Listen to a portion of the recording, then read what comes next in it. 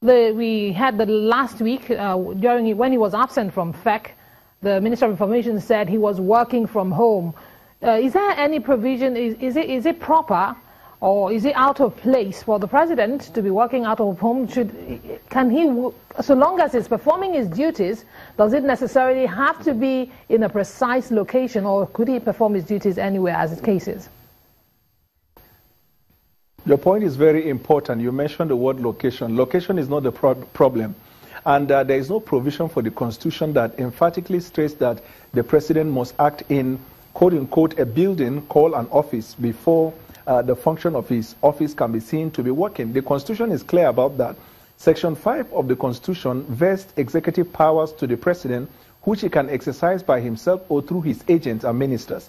Section 148 of the Constitution is also clear about when the President can delegate authorities to the Vice President to act in his capacity. Section 146, I think, or 45 or 46 is also clear as to when the President can proceed, when the President is proceeding on vacation, he can transfer power to the Vice President to act in his executive capacity. And performing the duty of the President pursuant to the provision of the Constitution are the duties he can either carry out directly or through his agents. In this case, he could carry out his duty through the Vice President. The FEC meeting was presided over by the Vice President. So there is no problem there. Secondly, the ministers of the government of the Federation, if you look at subsection 5 of section 144, is also clear that reference to the ministers of the government of the Federation relates to the people that were appointed by the President to act in his capacity. Nowhere in any part of the government can there be any evidence that suggests that the President is not performing his duties either directly by himself or through his agents. So constitutionally, I submit that there is no problem that warrants a call for his resignation. But if people are giving advice on the basis of morality, now, for example, you can advise me not to chew a gum because you feel that the long-term effect of chewing a gum can have a problem in my jaw or in my health, which is a different scenario. I could take your advice or not.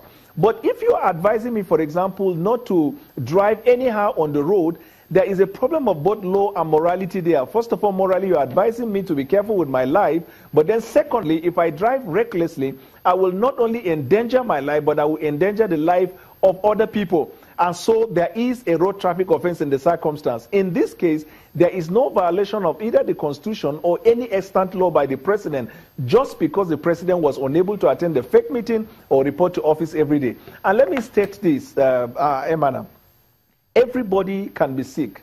Nobody is immune from sickness. Nobody is immune from death.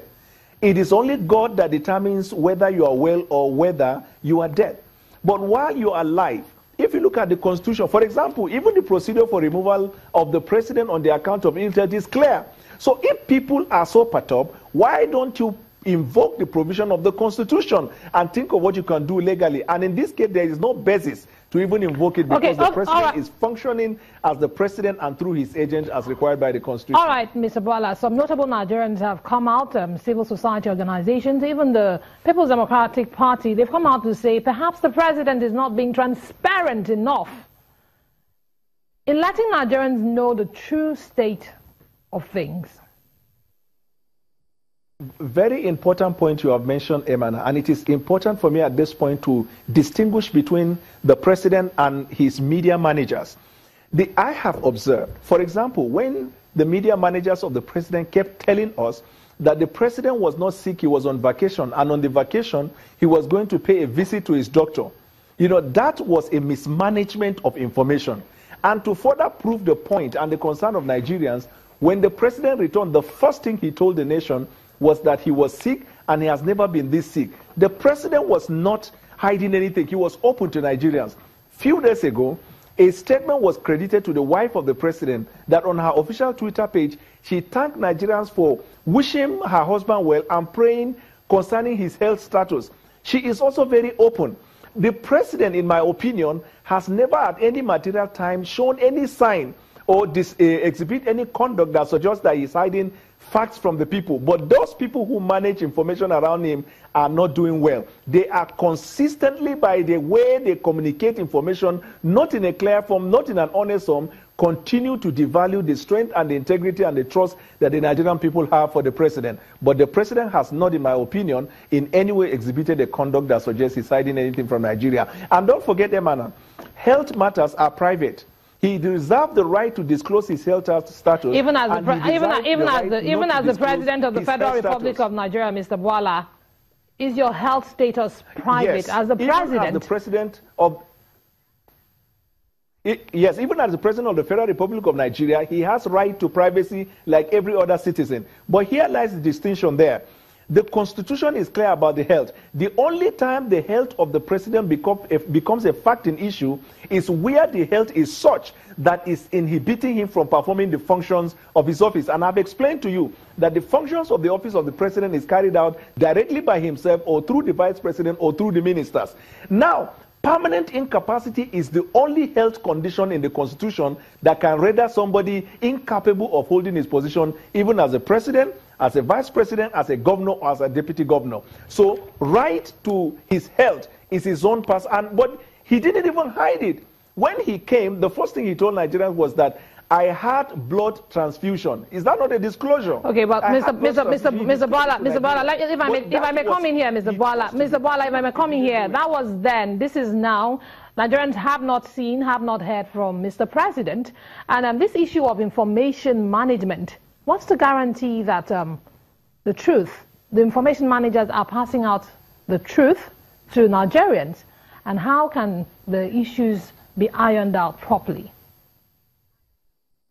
Yes, I agree that, well, if you go through a major medical procedure like blood transfusion, everybody knows. You don't have to be a doctor to know that. You have to go through rest and recovery. And as soon as that was done, he came. Now, assuming without conceding that the period for the rest would have long ended, I expect at this point, to be honest, that the people who manage information around the president should be as much as possible honest, straightforward with Nigerians. Nigerians do not have anything against the president. Nigerians wish the president well. You need to be in social media to see how people pray for him. But every time people get angry because those around him give the impression as if the president's health is something that can be hidden. And the president's acts and conduct has suggested the otherwise. So, for example, the Minister of Information, there is nothing wrong in the minister telling Nigerians the reason the president has not been able to attend certain meetings, preside over federal executive meeting, is because of his health condition. He is required to recover, and when he came, he was also busy doing one or two things, and it is telling on his health. So at this point, we found that it is necessary for him to rest. Just be open with Nigerians. That's all we want. All right. Mr. Bola, we'll take a moment now. When we come back, we'll get some more perspectives into this matter. Don't go away.